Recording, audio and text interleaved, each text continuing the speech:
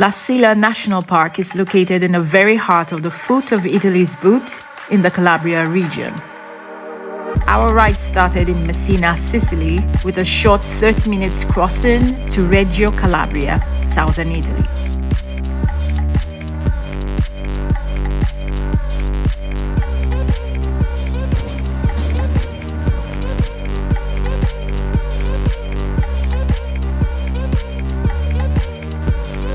From the port, we rode 244 kilometers to Sila, also known as the Green Lung of Calabria.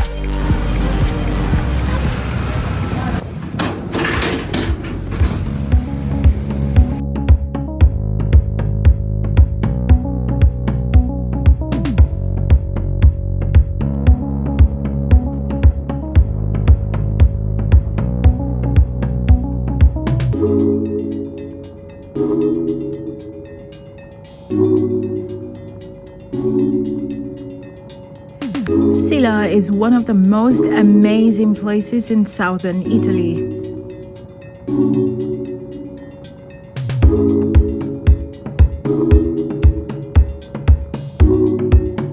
La Sila covers 150,000 hectares of mountains, plateaus, thick forests, rivers and artificial lakes. And among all of these natural beauties are three provinces of Calabria: Cosenza, Crotone and Catanzaro.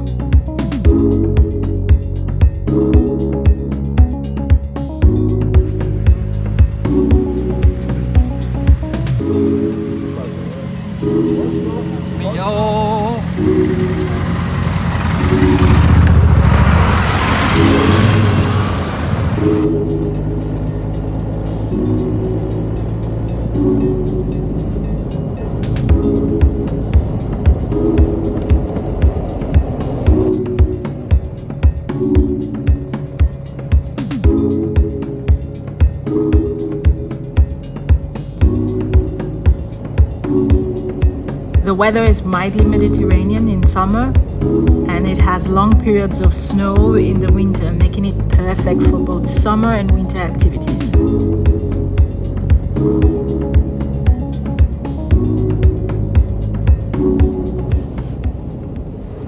"80% of Sila Park is covered in thick, tall pine trees. There are no industries or factories in Sila, which is great for the environment and has made Sila the place with the purest, cleanest air quality in Europe." After enjoying the ride for a few kilometers, our first stop in Sila was one of its artificial lakes, Lake Ampollino. Constructed between 1916 and 1927, it was inaugurated by King Vittorio Emanuele III.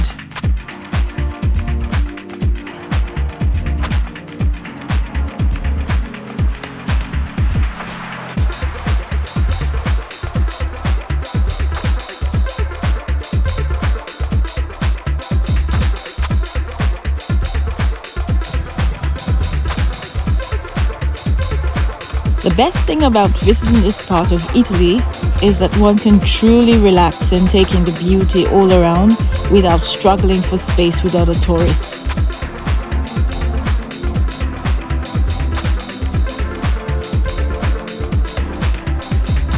From this side of the lake, we had the best views, and to top it all, the sunset was just absolutely spectacular.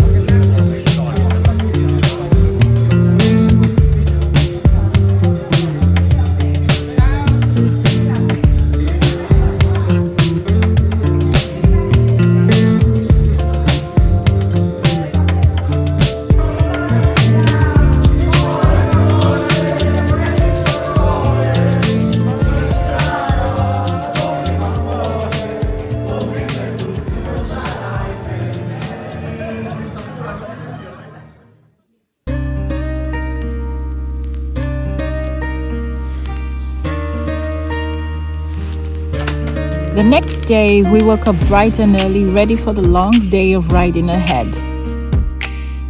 Our hotel was actually called Hotel del Lago Ampollino because it's right in front of the lake.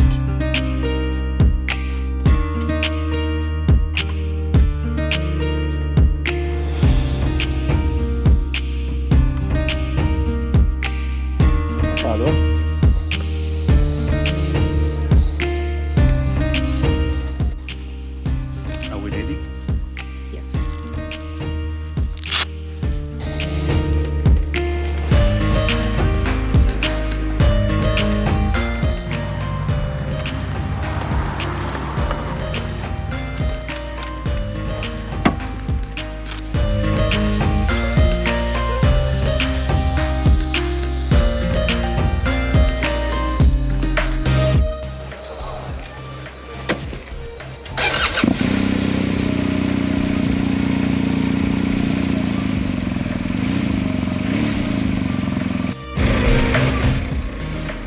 Our itinerary for the day was to visit 3 charming villages in the Cosenza province: Lorica, Camigliatello, and San Giovanni In Fiore. The round trip was going to take us a total of 110.5 kilometers.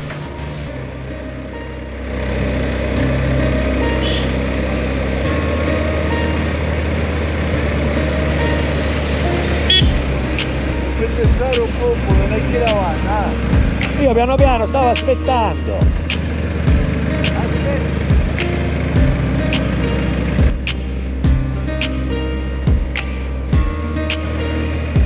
Sila is one of the few places left for Italians to run to for a truly relaxing weekend getaway, or just to move far away from the usual foreign tourist crowds.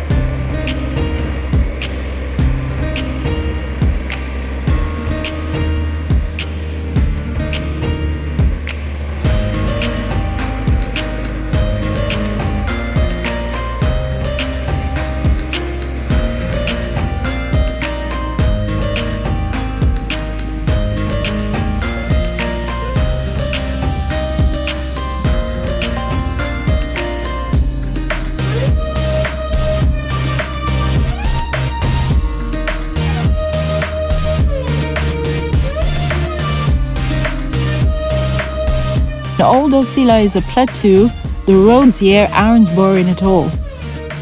They wind their way through the woods with easy curves and the occasional cow around the corner.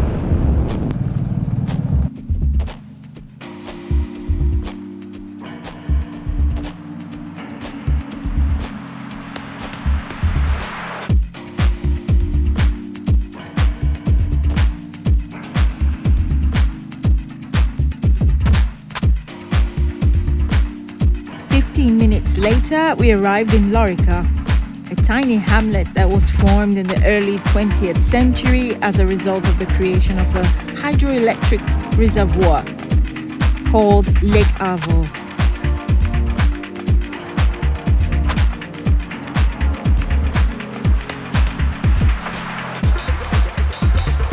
It is the second largest artificial lake in Sila after Lake Ampollino.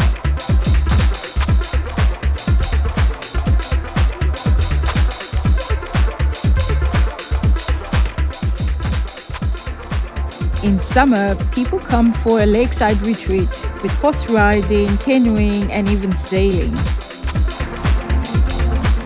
In winter, it's transformed into a ski resort, which is, of course, popular with the Italian crowd.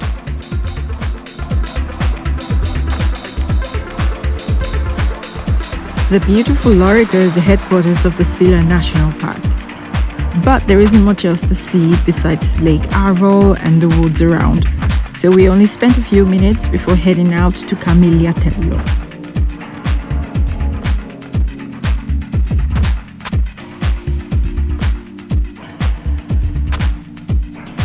The towns and villages of Sila are very agricultural, and the park is funded mostly by Italian tourists from all over.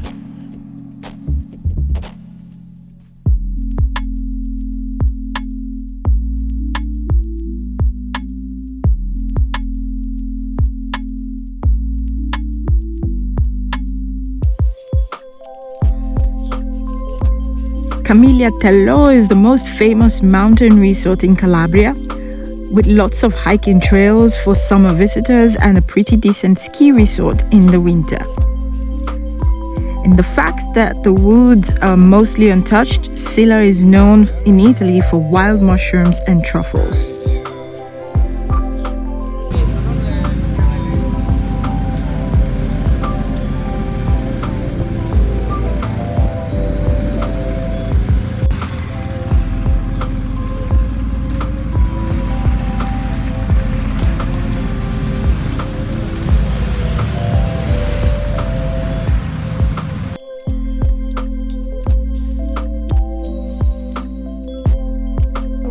When we got there, we were quite surprised to find that there was an ongoing festival to celebrate the new season of mushrooms and truffles.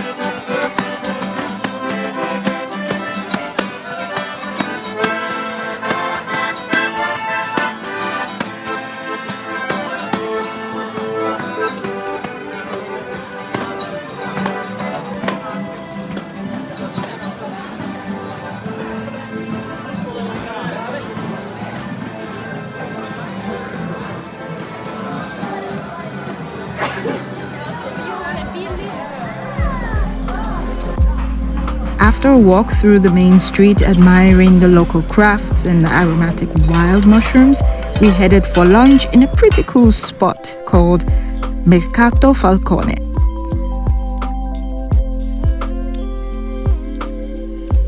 This market is pretty unique because it's all about locally produced products.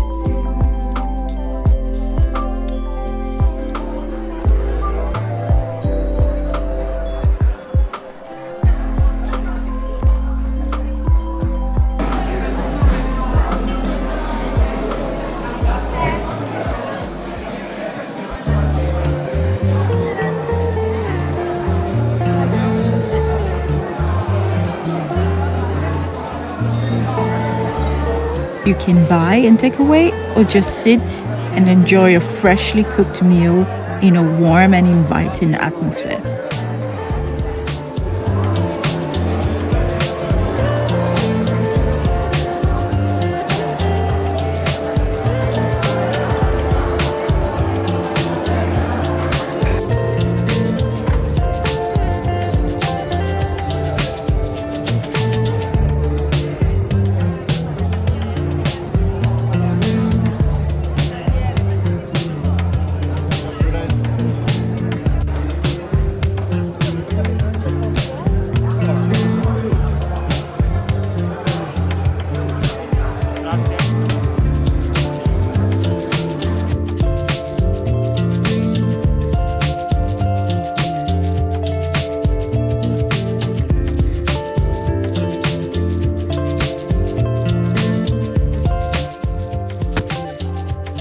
After a super lunch Italian style, we rode 28 kilometers to San Giovanni In Fiore, the oldest and largest town in Sila, and undoubtedly the place with the most historical significance in the region.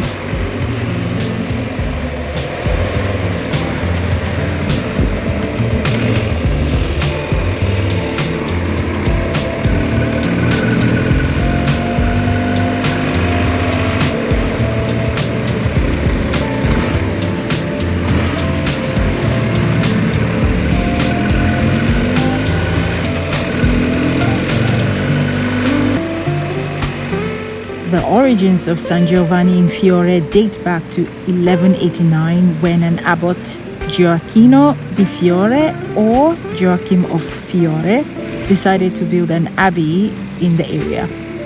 At first he called it Fiore, meaning flower in Italian, and later San Giovanni In Fiore, dedicated to the Saint John the Baptist. Being the most important monument in the city, we met up with a guide who showed us around and told us all about the history of the abbey and the city. The Abbazia Florence is a humble building built in the Romanesque austere style with a Gothic entrance, high arches, and simply decorated single-nave church, which gives no room for distractions.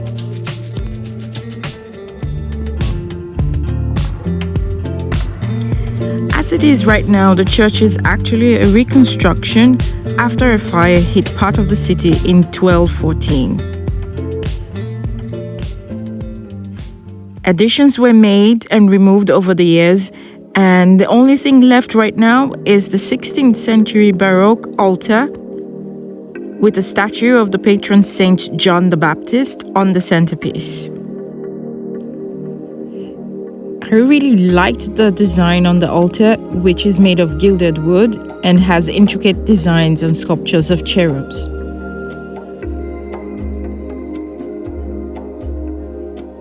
Behind the altar, there's a room called a chancel.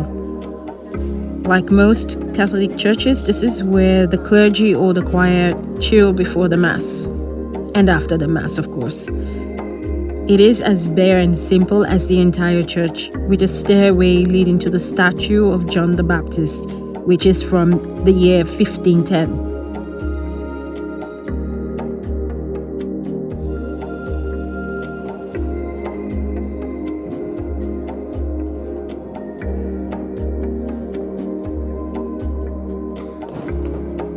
Next, we moved to the doorway to the right of the altar, which led to a room containing a reliquary of San Gioacchino.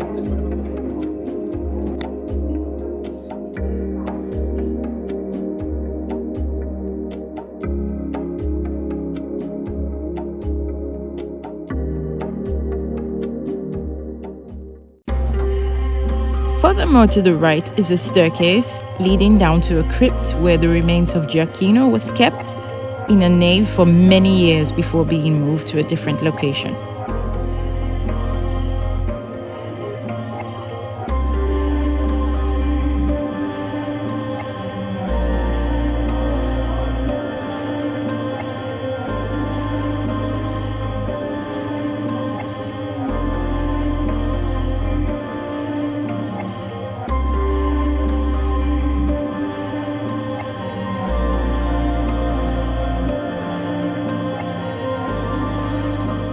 Afterwards, we visited the second most important church in San Giovanni In Fiore.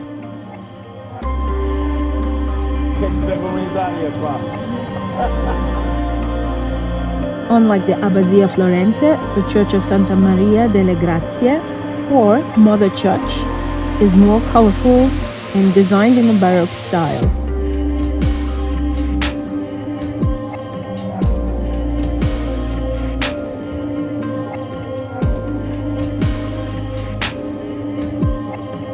It's covered in Renaissance motifs, paintings, and some sculptures. It was quite a lovely surprise to finally find some color and all the artwork around. It was truly amazing.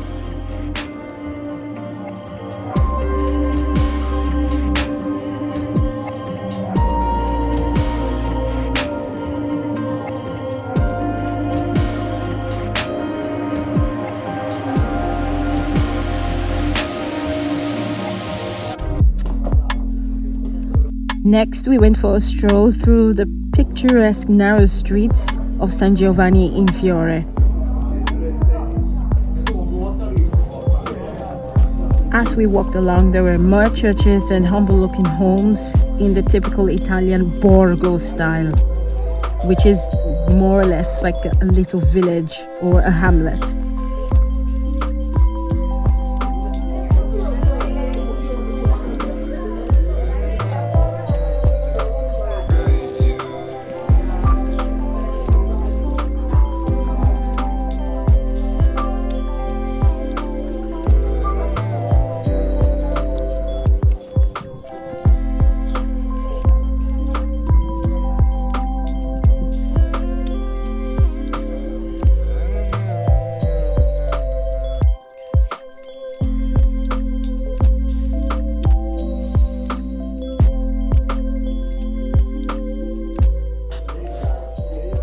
We also tried some of the local produce.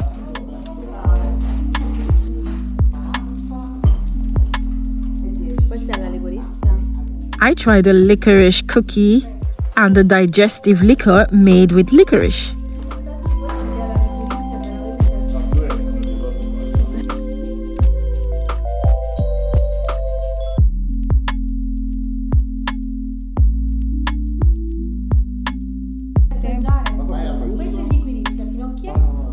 I'd never heard of licorice in alcohol before, so that was truly interesting. It didn't taste as harsh as I'd expected it to, and it was actually quite robust and pleasant. Not bad at all.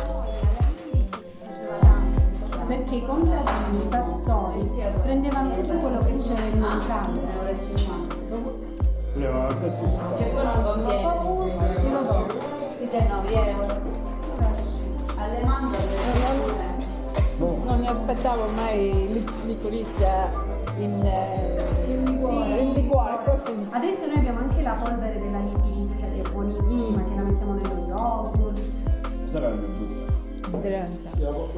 Perché licorizia fanno con me.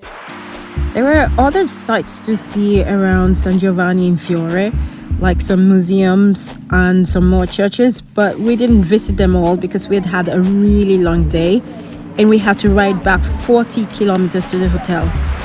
So we said our goodbyes and got back on our motorcycle and headed back.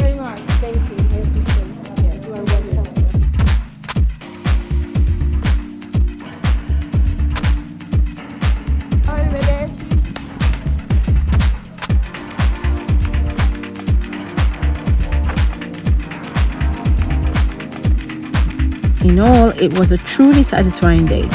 And would I recommend Sila, Calabria? Absolutely yes. It's full of charm and originality, and not to mention great food and lovely people. It is definitely a must-see.